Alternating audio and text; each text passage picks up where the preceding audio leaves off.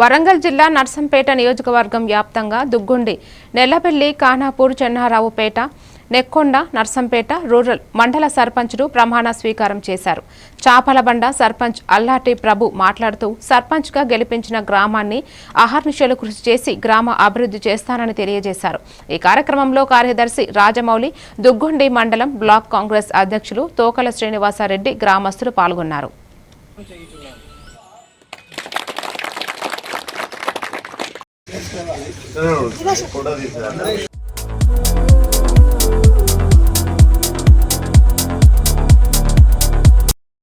ఏర్పాటు చేయబడిన భారత రాజ్యాంగం పట్ల నిజమైన నమ్మకం మరియు విధేయత కలిగి ఉండి నేను స్వీకరించబోతున్న విధిని నమ్మకంగా నిర్వహించగలనని భగవంతుని పేర సత్యనిష్టతో ప్రమాణం చేయుచున్నాను.